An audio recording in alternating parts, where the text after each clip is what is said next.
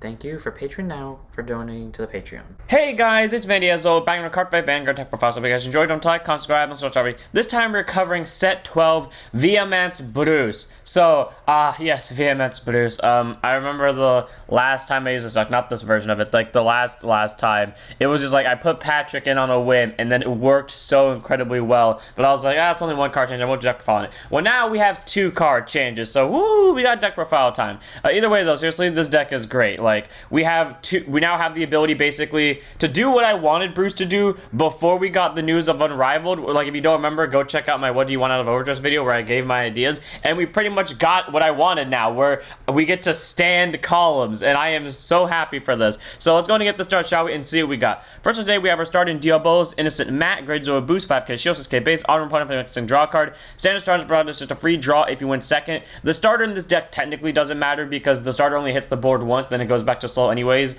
I mean, but then again, it is nice to have as many Diabolos as possible because Viamance Bruce requires all Diabolos on rear guard to actually use this effect. And while a lot of the times you're not going to have to call Matt, you might have to call Matt from solo with JML if everything goes to shit. So it's nice to have Matt as the starter just in case. But like I said, you could technically run any starter you want, but just in case. But also because theming. So one of Diabolos Matt is my starter. Then we have our triggers. First, we have the Over Trigger in Terrifying Wicked Dragon King Vamfreeze, grade 0 boost, 50k shield, 5k power. Over Trigger, you might have one Over Trigger in your deck. When revealed as a trigger, move that card, draw a card, choose one of you, I guess plus 1 mainly for the turn. And if you revealed it during your draw check, activate its additional effect, which you can get during your turn. All your Vanguards get plus 10k power and 1 critical at the end of this fight.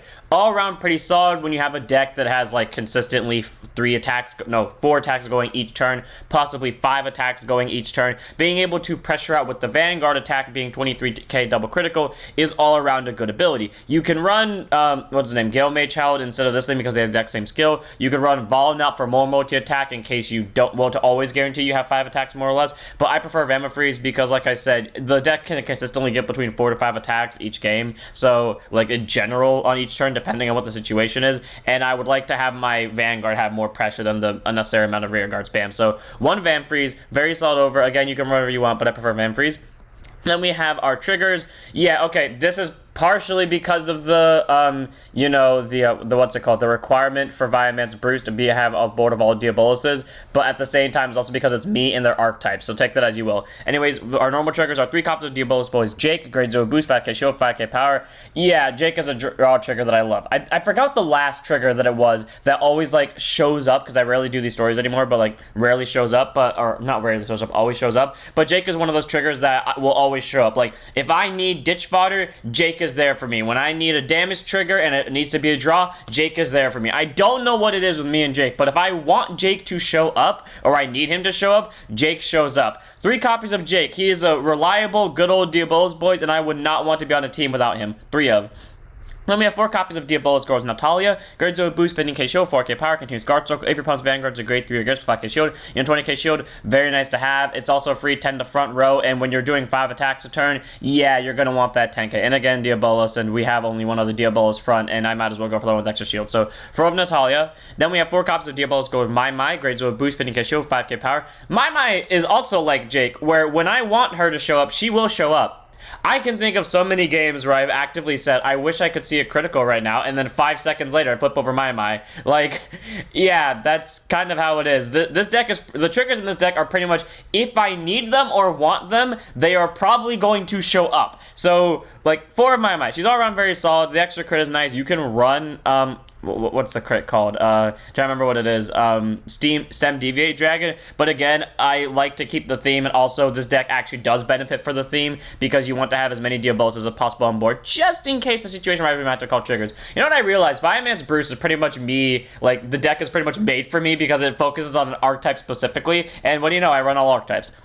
Then we have 4 copies of Diabolos Girl Ariana. Grade 0 boost, 50k shield, 5k power. Okay, I love Ariana. Okay, fuck any, like, normal counter heal. For the record, the normal reason why I don't run counter heals, and this deck is the same reason, but a little bit different, is because the counter heals are fluctuating 10 to 25k guards, and I'd rather have a consistent 15k over fluctuating 10 to 25. But the real reason Ariana's in this deck, outside of being a Diabolos, is she is the most reliable trigger, or one of the top 3 most reliable triggers I've had in all D. When I need need Ariana to show up. Like, whether or not, like, I'm in a corner and I just need to see a heal, or I know I'm going to get into a corner next turn and I need to see a heal right now because it's the only time I'll be able to heal this turn, Ariana's there. And there are many games where Ariana will be drawn into my hand and I will just keep her till late game, and then she's the reason I win, because I had just enough to guard. Ariana, by a long shot, is the most, like, well, not necessarily by a long shot, but again, I say, like, in the top 3 of the most reliable triggers I have ever had in D, or just in the game in general. I will not ditch Ariana for shit, so 4 of Ariana. Like, I cannot build this deck without her. She is a part of this deck one way or another. Everyone on this team deserves to be on this deck. Swap the references, but whatever. Anyways, we move on to our grade 1s. First up, we have our 4 copies of literally the only card in this deck that outside of Vamfreeze that isn't a Diabolos. And honestly, if we get a Diabolos PG, I don't care if it's like the OG 7K ones that force a discard regardless of how many hand cards you have. I would run that over this just in case, because there happens almost situations where I've almost had to call the PG. Thankfully, I didn't have to. Anyways, 4 Repel to Malice Dragon. Grade 1 boost, 0 6K base, contains Sentinel, 4% in the deck, on spot on guard circle. Choose one of your units, it cannot be hit on the battle, and if your hand is 2 or more cards, choose a card from your hand, discard it. Standard PG. Nothing special about it. Basically, that means if this and only one other card in your hand plays on guard circle, you don't have to discard one, which is great, because that means you can be as aggressive as you want in the early game, and this deck definitely wants to rush in the early game. Like, if you can go full board on first grade, or well, before either of you get to grade 3, go for it. The only reason you shouldn't is if you don't have a way to call stuff from Soul, like Julian and Jamel, and you know you're playing against a nuke deck. If you don't have either of those two and you're playing against a nuke deck, do not go all in with the rush, but still rush a little bit, like maybe call an extra column just in case. But, Repel Malice works really well when your opponent inevitably counterattacks you, and you can just throw it down not to die. All around, very solid PG. Again, if we get Diabolos PG, I don't care what its skill is, I'm taking it. But for now, this is just a good enough PG, and the deck does kind of need PGs a little bit. Like again, I say, you rush as early as possible. So for Repel Malice Dragon, you can run Rescue Hate Dragon if you want to, because they have the exact same skill. But I prefer Repel Malice Dragon because fuck it.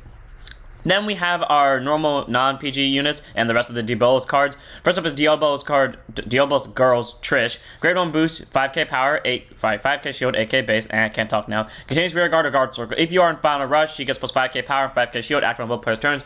All around pretty solid, because thanks to Viamance Bruce, we have the ability to activate Foul and Rush for both players' turns, meaning she is a constant 10k guard and 13k booster, which is really great, because honestly, worst case scenario if your back row is full of Trishes. Granted, it rarely happens, because to me it's only happened once, which was on camera, which was funny to me. But, like, if you have to have a back row of Trishes, which isn't the best scenario, she's at least a 13k booster, which is nice. And then when you're on the defensive, she's a 10k shield, and we always know that extra shield comes in handy. So, 4 of Trish. She is pretty much like a reliable card. If you need her to be there, she's there. Like, she can do both jobs at once with being a rear guard and guarder, so 4 of. Then we have 4 copies of the Diabolos Girl Stephanie. You know what I find weird? It's better to have 2 Stephanies, one back row center, one to the left, or for me it's always one to the left, and then Trish is always the last one. I don't know why it's like that when you would think Stephanie would be the ideal target all back row just to give like the constant 5k to the front row, but I don't know. Anyways, Stephanie, grade 1 boost, 5k shield, 8k base, continues rear guard circle. If you are in final rush, all of your other units in the same column as unit get plus 5k power. Pretty solid, you know, because again, thanks to Viamance Bruce, you're constantly in final rush during both players' turns. Call this to back center. The Vanguard's at a permanent 18k base. If you throw this behind, let's say, a grade 2, most of the grade 2s have the ability to get extra power, so they're either 20k or 25k bases. So Stephanie all around is a very solid grade 1. She boosts the power of units and makes it a lot harder to hit them. 4 of Stephanie, very solid grade 1. I like her a lot.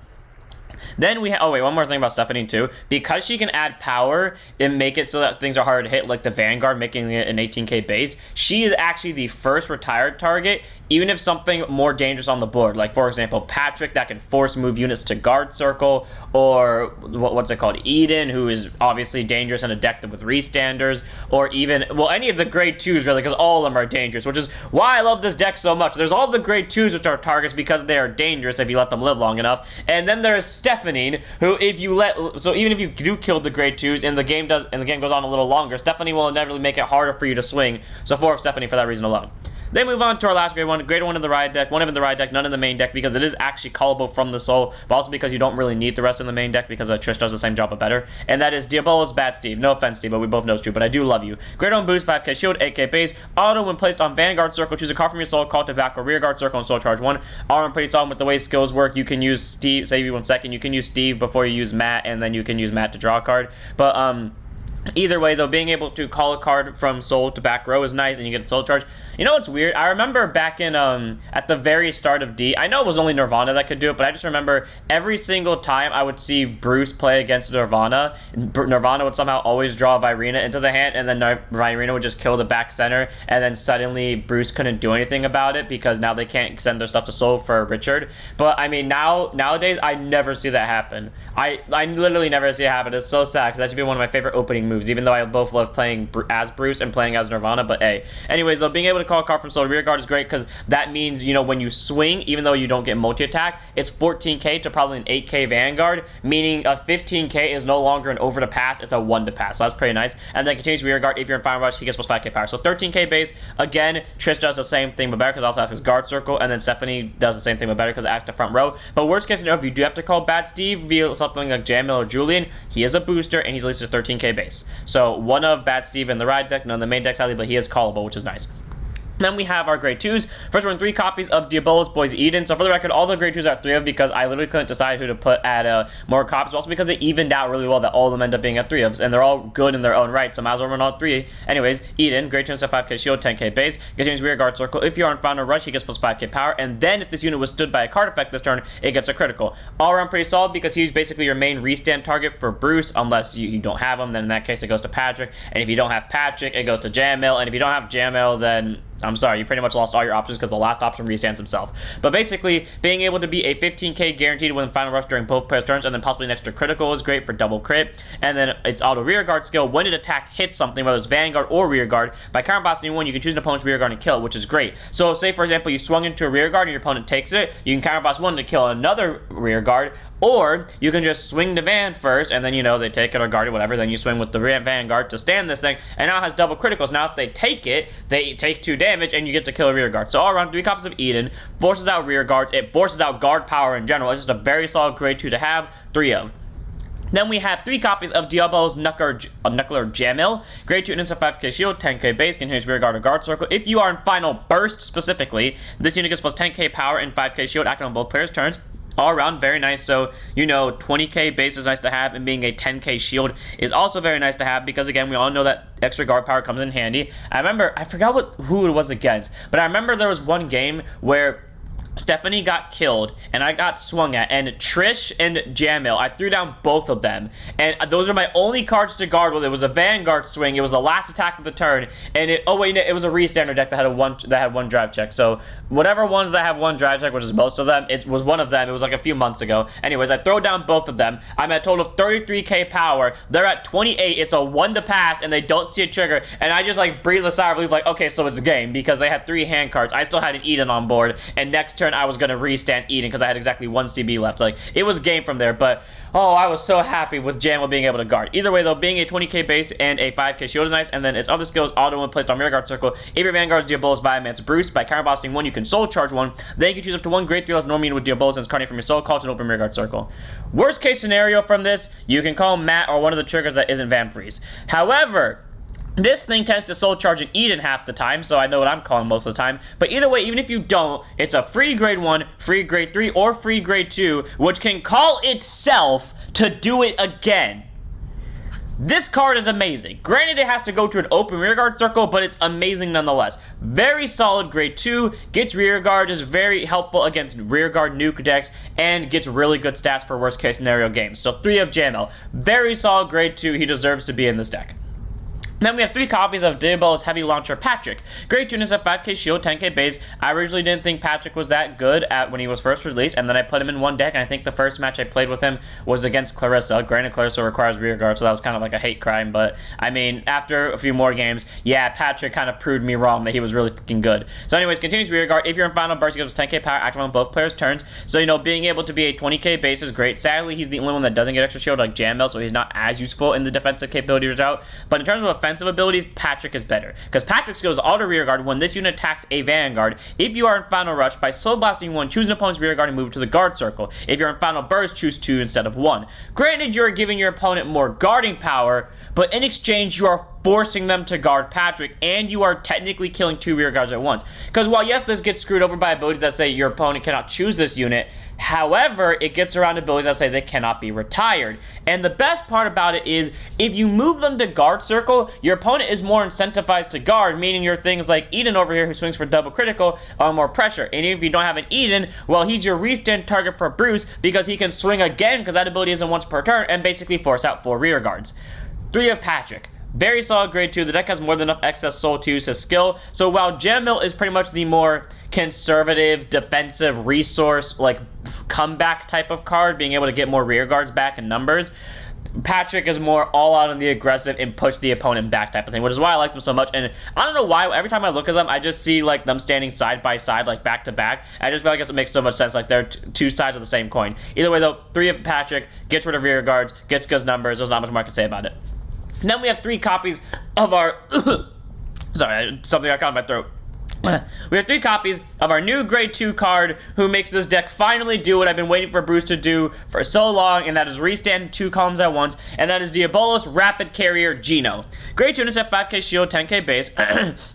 Auto from a rearguard circle. When your vanguard would attack, if you are in the final burst state, by soul blasting 2, for every 2 cards in your damage zone, choose one of your rearguards in the same column as unit, it can count himself obviously, and stand it. And then if you stood 2 or more, if you stand 2 units from this, they both get plus 5k for the turn. All around pretty solid, because worst case scenario, as long as you have 2 damage, you can just stand himself so you get more attacks. But if you're at 4 damage, which is very easy for this deck to do, at least with my play style, you can stand his column, give them both 5k, and then because Bruce is standing another column, giving them both 5k, you pretty much stood 2 columns and gave them both 10k. All around, pretty solid skill already, and if they stopped there, honestly, that would be an amazing ability. Like, it would be an amazing card. It would feel empty, because, I don't know, I just feel like it would be missing, like, even 1 line of text for some arbitrary skill, like maybe it gets 5k when you're in Final Burst or Final Rush, but hey, it still would have been a really good card. But no, they decided they were going to give us another skill, which is all around pretty solid, and that is auto from a rearguard circle again. At the end of your turn, if you are in Final Rush, by putting this unit into the soul, you can choose any normal unit from your soul, you may put it to your hand. I love the fact that this thing can send itself to soul and bounce itself to the hand. You can use it to send it to soul to bounce a PG to the hand, because not restricted to Diabolos, or you can send it to soul and get literally anything but a trigger back to your hand. Like, Gino is all around a very solid grade 2, because I remember one of my gripes with, the new deck being so focused on Diabolos, I couldn't run Protobulb Dragon, which was one of my favorite grade 1s of sending something to Soul and then bouncing a resource back to him like a Persona Ride.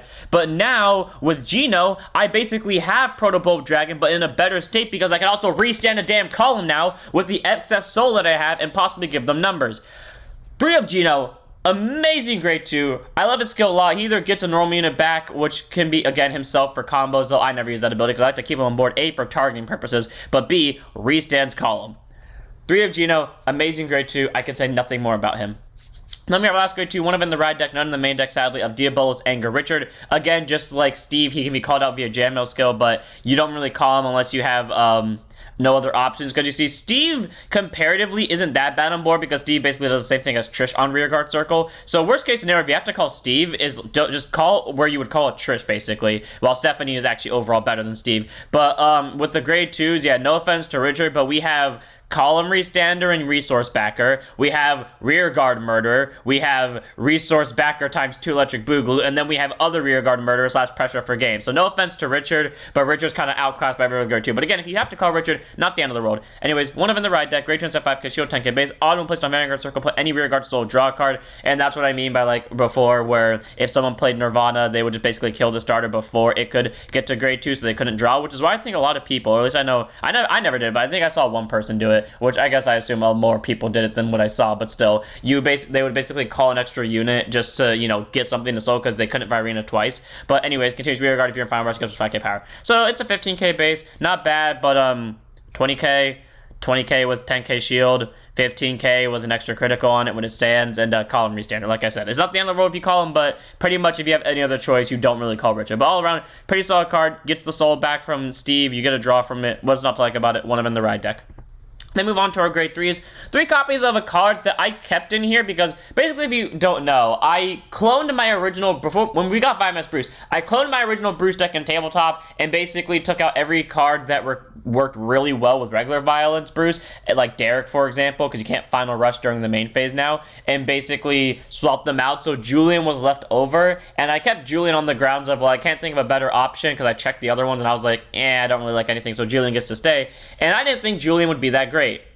Julian has proved me wrong. So, Diabolo's Diver Julian, grade 3, 10% 13k base, auto rearguard circle once per turn. When this unit attacks into a vanguard, by counterblasting 1, it gets plus 2k power ton of turn for each card in your damage zone. And then if you have a Vanguard Bruce in its card name, doesn't matter if it's Viamance, Violence, or Unrivaled, or any other Bruce they come up with, soul charge 1 for every 2 cards in your damage zone, then you up to the same number of cards soul charged by this effect from your soul, and call them to open rearguard circles. Now, here's what's really good about Julian. He can work with his skill regardless of what grade his opponent is at. Let me tell you a story. There was a game, I think it was against Gravidia, or it was some against some Brancate deck. I don't know why my mind's on Gravidia now. But basically, my opponent had pulled double criticals, once on his grade 1 turn, once on his grade 2 turn, because he had went second. Oh wait, no, he had went first. Yeah, he went first. And, no, second. Yeah, second. Okay. And he dealt me 4 damage because I took both of them, not thinking he would pull crits on both. And then my turn comes around. I ride to Viamance Bruce. I call Patrick for rearguard murdering. I call Julian because fuck it. And pretty much what I do is I swing with Patrick, wait, no, I don't swing with Patrick. I swing with Viamance Bruce. I get my triggers. I swing with Patrick to force out the last rearguard. And I swing with Julian, who counterblasting 1, soul charges 2 Stephanines, and I call one of them to back row center because back row center is open, and you can pretty much see how it goes from there. Where Stephanie kind of, I think it was enough to keep me alive, pretty much. But point is, Julian gets rear guards. Julian can swing for numbers while the opponent's at grade 2 turn, and while they're regardless of what grade they're at, and also can get rear guards on the board if you have extra damage. So 3 of Julian, very solid grade 3. Granted, I don't call him as often because I'm too focused on trying to spam the board with my grade 2s. But worst case scenario, if I have to use Julian to get extra rear guards, he's just as good as Jamel because he works really well. And I remember there was a game recently where I used Julian to call out Regino from the soul. So there was that. So 3 of Julian, very solid grade 3. Not much more I can say about him. And then we have our last card in the deck, 1 of in the ride deck, 3 of in the main deck of our powerful main grade 3, the explosive king himself, Diabolos, Viamance Bruce. Grade 3, Tunjai, Persona Ride, 13k base. Auto Vanguard Circle at the beginning of your battle phase. If all of your units have Diabolos in their card name, until end of your opponent's next turn, you are active the Final Rush state, and if your opponent's a grade 3 or greater at the time, you enter Final Burst instead. So Final Burst is also Final Rush, basically, so if your opponent's at grade 3 and you enter Final Burst, you don't lose the Final Rush ability, so you still get the 5k from stuff like these guys. But on top of that, you also activate the Final Burst state, meaning you also get the stats of these guys too, which all around is pretty solid. And also, one more thing I forgot to mention, this boy doesn't require you to be in Final Rush or Final Burst for his skill, which is another reason why I like Julian. Anyways, continuing. So basically, being able to add a bunch of stats to your units is pretty great. And then the last ability, which is also pretty solid, is Auto Vanguard. When this unit attacks into anything, if you are in the Final Burst state, by counterblasting 1, you get to choose a column, stand all of your rear guards with Diabolos and their card names in that column, and they both get plus 5,000 power ton of turn. All around pretty solid because granted, while he is locked behind basically going second, what you can do now is choose a column. For example, let's just use my normal column, which is Eden and Stephanie. To stand them, they both get plus 5,000 power. And then because you're obviously in Final Burst, use Gino to stand himself, and let's say it's a Trish, because that's normally what it is, and give them both 5,000 power. And then the Vanguard's probably being boosted by Stephanie. So let's just assume you didn't Persona Ride. Vanguard's at 26. The Eden column is now at 20k. Well, actually, I said there's a Stephanie behind Eden. So what would that be? 25 plus 13, 38 without a Persona Ride. And then there's obviously the Trish column, so 18 plus 15, that's 33. Like, all around, we're getting good numbers. So, Bruce is great. He gets multi-attack. With our new Geno card, he can do double restand, basically, and is all around a very solid grade 3. I like him a lot. And when you Persona Ride, well, this deck goes bonkers. So 3 of in the main deck, 1 of in the ride deck. Like I said, gets good numbers, activates good states for defensive power, and gets restand. One thing I noticed about Bruce, though, and Bastion Accord, which I really like about both of them, is they swapped how they want to go. Bastion, regardless if you're in Prime or not, you always want it to go first. But now with Accord, unless you are in Prime, you want to go second most of the time to get your drive checks active. While for Bruce, you used to want to always go first to activate Final Rush quicker before your opponent could kill you. But now you want to go second to activate Final Burst as quickly as possible. I just find it interesting how they swapped so easily. Either way, though, like I said, 1 of in the ride deck, 3 of in the main deck, very solid grade 3. Not much more I can say about it. That's it for the deck. I hope you guys enjoyed. All around, this deck is very fun to play. It gets rear guards consistently. I can literally rely on my triggers to show up whenever I want them to. All I have to do is literally ask. The amount of times I've asked the deck to show up with triggers and it happens is just unbelievable. And like everyone serves a purpose. 5k power to front row, really good 13k booster. Also really good 13k booster. Gets extra critical and 5k power and on hit pressure. Resource regainer and really good counterattack against board nuke decks. We have a really good card that can board nuke the opponent. We have a good restander that can stand itself. We have a good draw. We have worst case scenario, again, another out to board nuke decks. And then we have just rush. That's all I can say about it. So without further ado, I'm going to end this one here. I hope you guys enjoyed. Don't forget to like, comment, subscribe, join us, follow Twitter, and I'll see you all in the next one. Don't forget to stand up your vanguards.